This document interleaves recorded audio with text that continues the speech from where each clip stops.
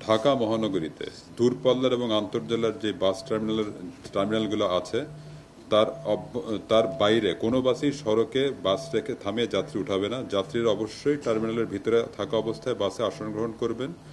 সংশ্লিষ্ট বাসের প্রতিনিধিদের এই বিষয়টি খেয়াল রাখার জন্য আমরা আহ্বান করেছি এবং আমরা বিভিন্ন ডিভিশন সভা করেছি।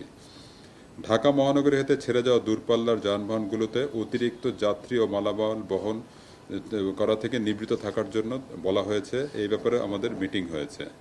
ঢাকা মহানগরী হতে দূরপাল্লার ফিটনেসবিহীন এবং রুট পারমিটবিহীন বা অননুমোদিত রুটে কোনো বাস চলাচল করবে না। বাসের সাথে সংশ্লিষ্ট সকলে এই বিষয়টি কঠোরভাবে মেনে চলবেন এবং কর্তৃপক্ষকে সহায়তা করবেন, এটাই আমরা আশা করি।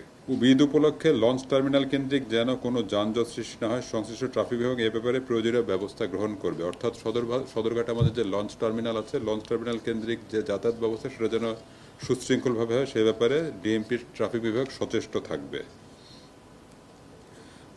কোনো যানবাহনে ছাদের উপর অতিরিক্ত যাত্রী বহন করা যাবে না। আপনারা জানেন যে আগে ছাদে যাত্রী যেত, কিন্তু বর্তমানে কিন্তু ছাদে যাত্রী বহন সম্পূর্ণ নিষিদ্ধ। নিরাপত্তার কারণে, ঝুঁকির কারণে এটা সম্পূর্ণ পরিহার করা হয় এবং এই ব্যাপারে ডিএমপি সবসময় সতর্ক থাকবে, সচেষ্ট থাকবে।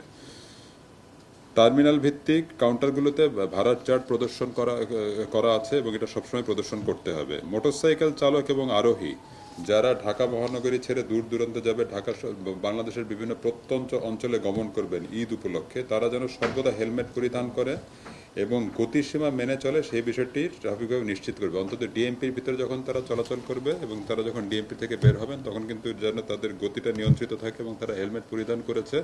এই বিষয়টা ডিএমপি আগেও দেখেছে এবং এখনো এটি দেখবে। অনেক সময় টার্মিনাল বা আশেপাশের ফাঁকা জায়গায় আপনারা খেয়াল করে দেখেছেন যে খালি ট্রাক বা পিকআপে অনেক সময় মালামাল বা যাত্রী আনলোড করার পরে খালি ট্রাক বা পিকআপগুলো যত্রতত্র দাঁড়িয়ে যায়, যাত্রী ওঠানামা করে এবং দূরপাল্লার উদ্দেশ্যে ছেড়ে যাওয়ার প্রয়াস চালায়। ডিএমপি ট্রাফিক বিভাগ এই বিষয়ে অতীতেও সোচ্চার ছিল এবং বর্তমানে যেন এই ঘটনা না ঘটে সেই বিষয়ে সর্বক্ষণ নজরদারি রাখবে। পবিত্র ঈদুল আজহায় ঢাকা মহানগরী হতে বাইরে এবং বাইরে থেকে ঢাকা মহানগরীতে নিয়মিত জনসাধারণের আসা যাওয়া চলমান থাকে। এজন্য ঢাকা মহানগরীর এন্ট্রি এক্সিট পয়েন্টে যেন কোনরূপ যানজট তৈরি না হয়, ট্রাফিক যেন সহনীয় পর্যায়ে থাকে, এজন্য প্রতিটা পয়েন্টে হাইওয়ে পুলিশ, সংশ্লিষ্ট জেলা এবং মেট্রোপলিটন পুলিশের সাথে, যাদের সাথে ডিএমপির বর্ডার আছে, তাদের সাথে ডিএমপি শক্তিশালী কোঅর্ডিনেশন মেনটেন করবে। এটা অতীতেও ছিল, বর্তমানে এটা অব্যাহত থাকবে।